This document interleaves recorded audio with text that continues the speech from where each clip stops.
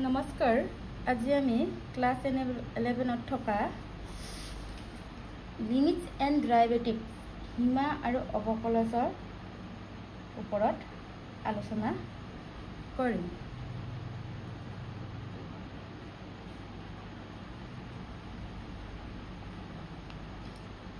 Introduction limit and ডেৰিভেটিভস সীমা আৰু অৱকলজৰ ধাৰণা। প্ৰথমে আমি লিমিট নো কি তাৰ ওপৰত আলোচনা কৰিম। এটা আমি ধৰি লওঁ এটা ফলন লওঁ f(x) এটা ফলন আৰু ইয়াৰ বাউণ্ডাৰীটো এইটো। এনে কথা এটা কওঁ, লিমিট মানে আমি যেতিয়া আমি ইজনে আনজনৰ লগত কাজিয়া কৰোঁ তেতিয়া আমি কথা কওঁ লিমিটৰ ৰাখি কথা ক'বা, লিমিট পাৰ নকৰিবা। ঠিক তেনেদৰে এই লিমিটটোকে ইয়াত বুজাইছে সীমা। যেনিবা এই ফলনটো যেনিবা এই ফলনৰ বাউণ্ডাৰী কিমান 2, তেতিয়া এই 2তকৈ পাৰ নহ'বা, মানে f(x) ফলনটো 2ৰ বাহিৰত যাব নোৱাৰে। এইটো হৈছে আমাৰ লিমিট, যিটো আমি সদায় দৈনন্দিন জীৱনত পাৰ কৰোঁ, লিমিট পাৰ নকৰিবা। এই তেনেকৈ একেই ৱৰ্ডটোকে আমি ইয়াত লিমিটৰ আমি অংকৰ জৰিয়তে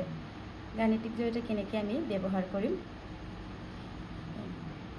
এটা লিমিটৰ এতিয়া আমি লিমিটটো কেনেকৈ লিখোঁ, LIM বুলি লিখোঁ, আকৌ ক'ৰবাত LT বুলিও লিখা হয়। আৰু এই ফলনটোৰ সীমাটো ক'ত বুলি ক'লে আমি তলত x টেন্ডছ টু 2, মানে এইটো কি বুজাইছে xৰে ফলনটো 2ৰ বাহিৰত নহয়। এতিয়া আমি উদাহৰণ দি দিওঁ, বুজাই যাম। আৰু এটা ফলন লওঁ, এটা এক্সাম্পল এটা লওঁ। ফলনটো কি দিয়া আছে আমাৰ f(x) = x² দিয়া আছে। ইয়াক আমি লিমিট ব্যৱহাৰ কৰিব লাগিব আৰু ইয়াৰ লিমিটটো কিমান 2তকৈ আমাৰ বাহিৰত যাব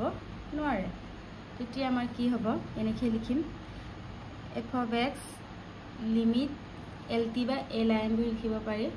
limit x tends two 2x²।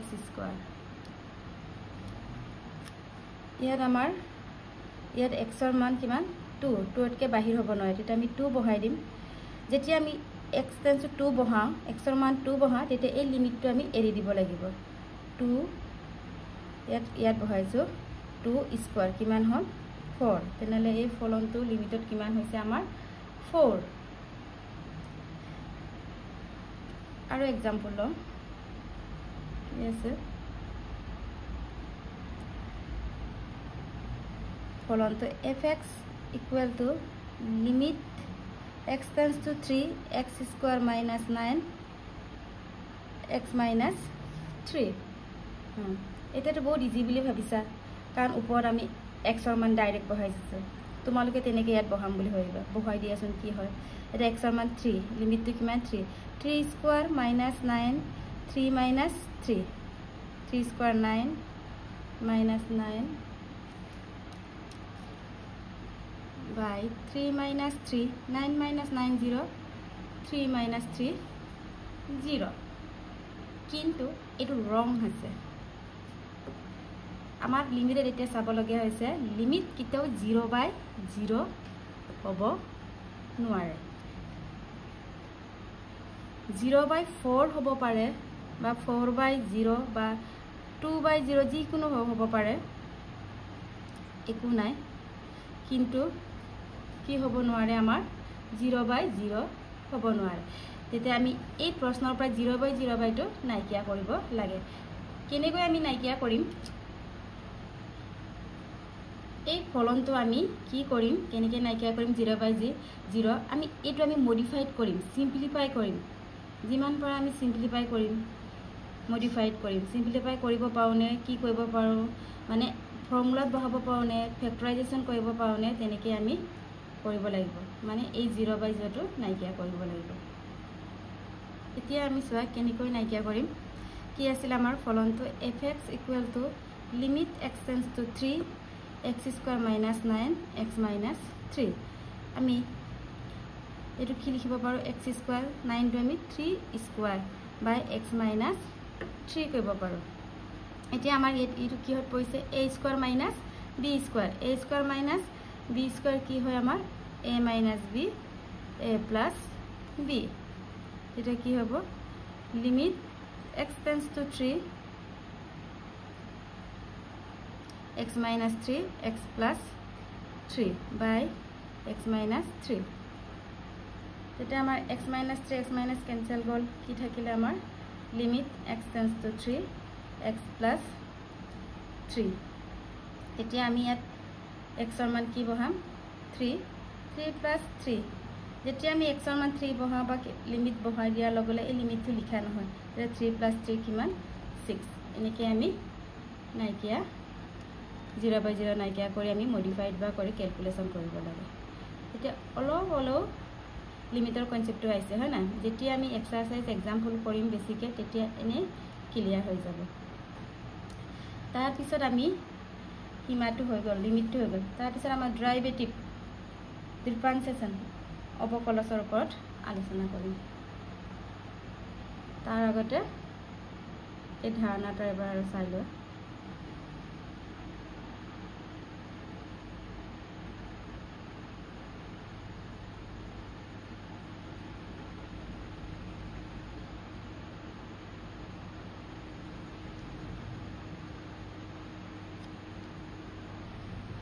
Identities of limits মানে লিমিটত আমি কেইটামান অবেদ ব্যৱহাৰ কৰিব লাগিব এটো মই লিখি দিছো এটো বাইহাত কৰিব লাগিব এটো মুখস্থ কৰিব লাগিব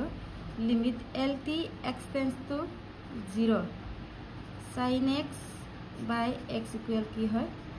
1 এক number 2 number limit x tends to 0 cos x equal to 1 3 number limit x tends to 0 tan x by x equal to 1 sin number limit x tends to 0 1 minus cos x by x equal to 1 first number limit x tends to 0 tan inverse x by x equal to 1 6 number to hoise limit x tends to 0 x to the power n minus a to the power n by x minus a equal to ki hoy amar n a n minus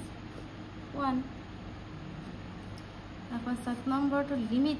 x tends to infinity jodi thake এটা sin x by x কিমান 0 8 নম্বৰটো হৈছে limit x tends to infinity cos x by x কি 0 এখন 9 নম্বৰটো limit x tends to 0 sin x degree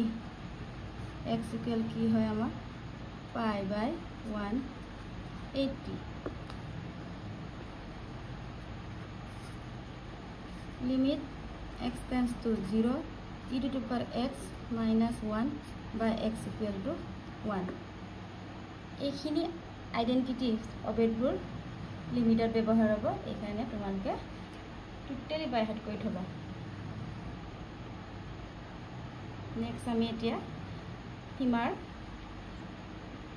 এই অবকলসৰ ধাৰণাটো আলোচনা কৰিম আকৌ এবাৰ চাই লওঁ ফৰ্মুলাটো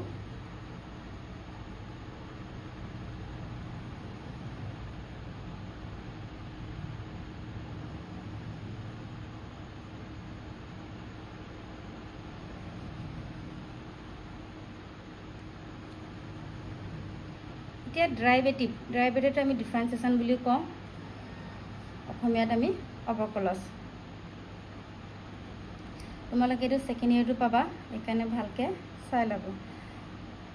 এতিয়া অবকলজ বুলি ক'লে আমি এটা বক্ৰ এটা কাৰ্ভ এটা আমি আঁকি চাওঁ কাৰ্ভ ইয়াৰ পৰা আমি এটা স্পৰ্শ টেনজেন্ট এটা ড্ৰ কৰোঁ টেনজেন্ট স্পৰ্শ এইটো বিন্দুত আমি x1 y1 লো আৰু এইটো বিন্দুত x2 y2 তেতিয়া আমাৰ তোমালোকে সৰলৰেখা চেপ্টাৰ ষ্টাৰ লাইনত পাইছিলা কি স্পৰ্শৰ প্ৰৱণতা সল্ভ অফ টেনজেন্ট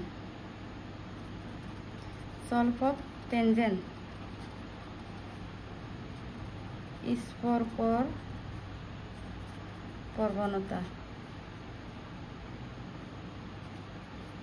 প্ৰৱণতা বুলি পাইছিলা হয় না এটা কি বুলি পাইছিলা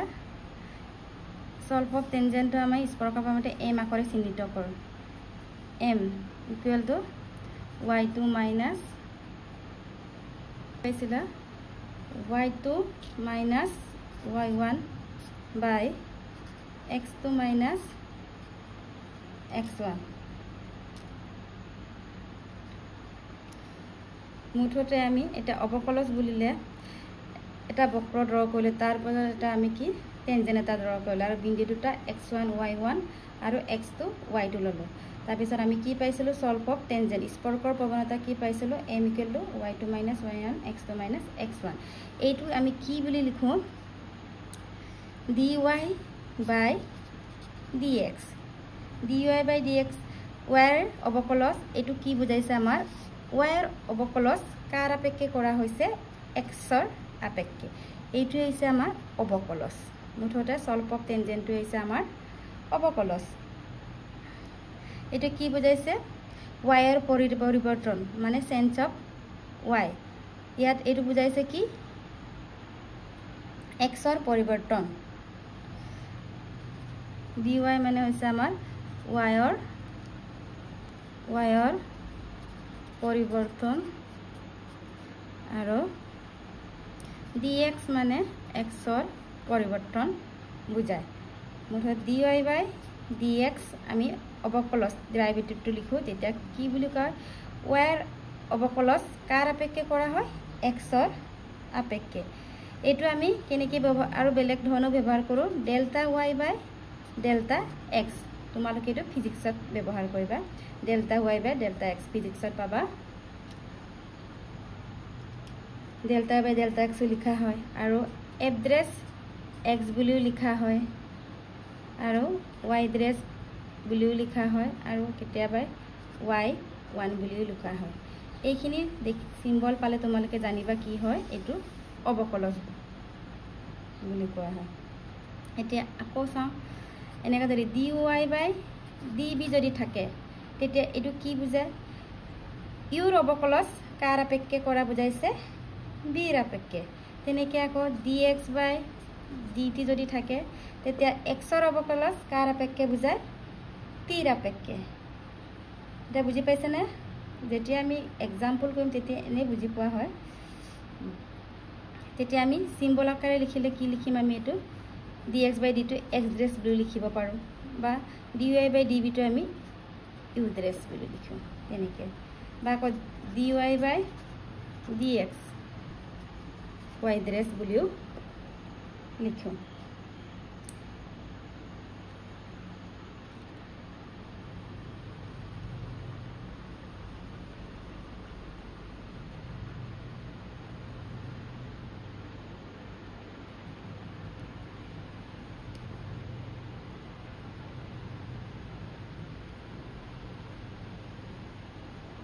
এতিয়া আমি এক্সাম্পল চাওঁ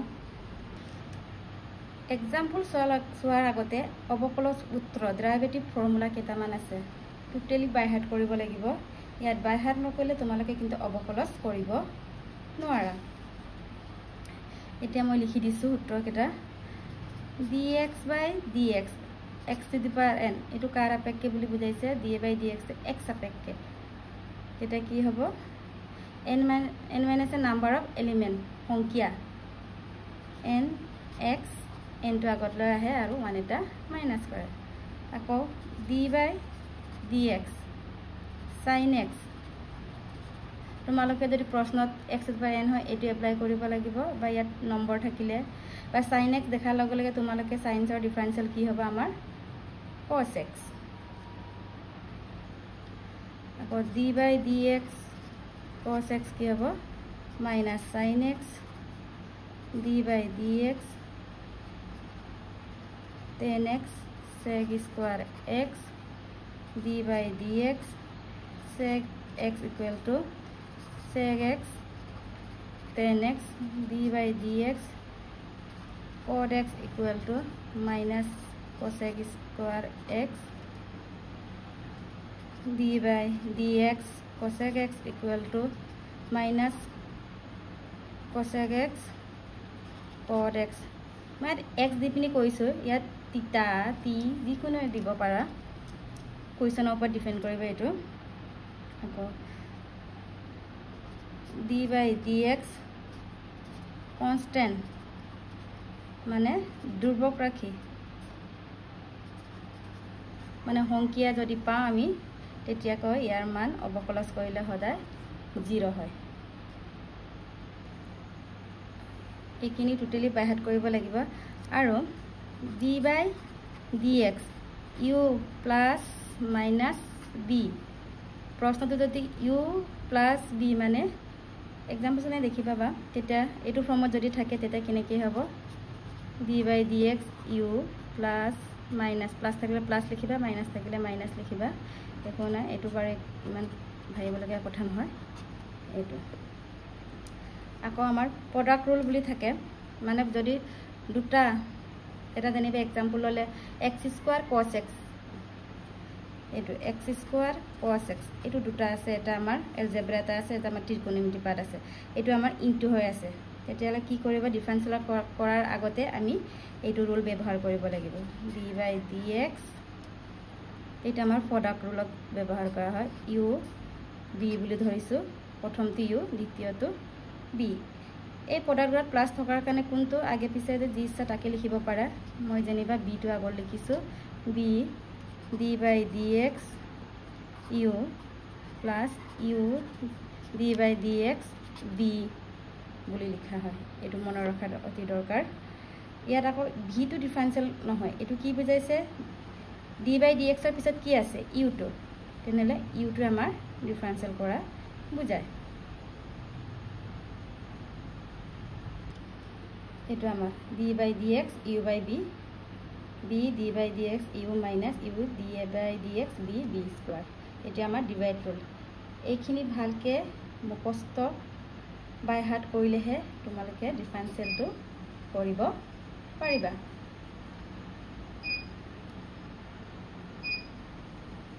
চাই লোৱা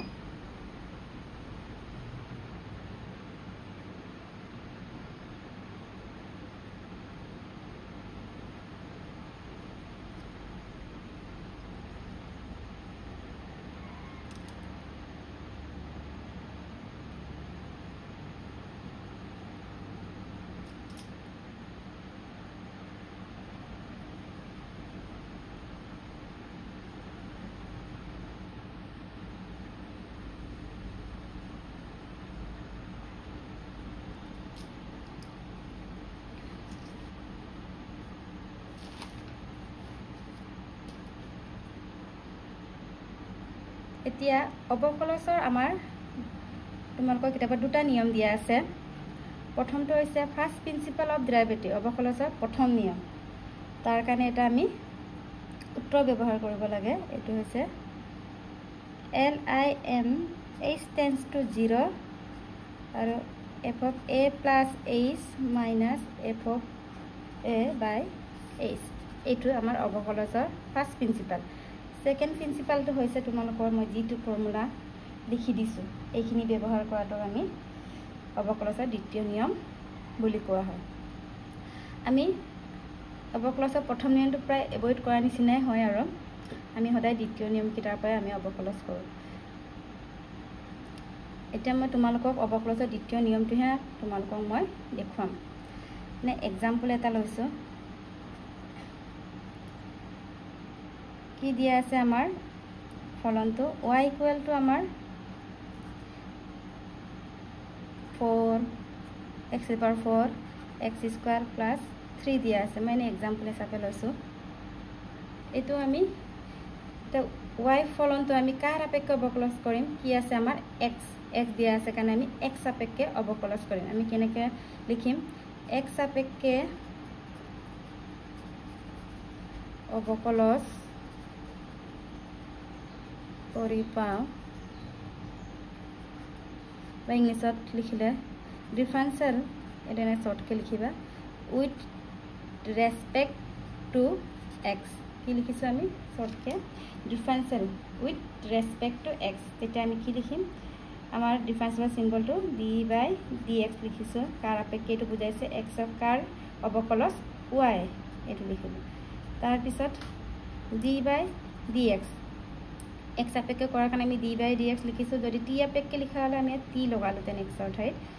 x to the power 4 plus d/dx x square plus d/dx 3 এতিয়া কি আছিল মই কি দিছিলো x to the power n to আগলৈ আহে x n - 1 আছিল এটো ডিফাৰেন্সিয়েল ইয়াত n ৰ মান কি আছে তুলনা কৰা 4 আছে এটা 4 to আগলৈ আহিলে x 4 ৰ পৰা কিমান 1 এটা বিয়োগ কৰা হৈছে মাইনাস কৰা হৈছে এটো ইয়াত আকৌ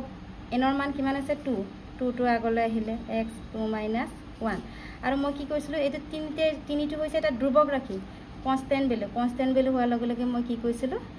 0 কিমান হ'ব 4x 4 - 1 3 2x 2 - 1 1 to লিখা নহয় এইটো হৈছে আমাৰ y ৰ ডেৰিভেটিভ কাৰ আপেক্ষে x আপেক্ষে তেনেকৈ আমি উলিয়াব লাগে এতিয়া অলপ কনসেপ্টটো আইছে যেতিয়া আমি এক্সাৰসাইজ কৰিম তেতিয়া ভালকে বুজি পাবা আমি এক্সাৰসাইজখিনি পিছৰ ভিডিঅ'ত আলোচনা কৰিম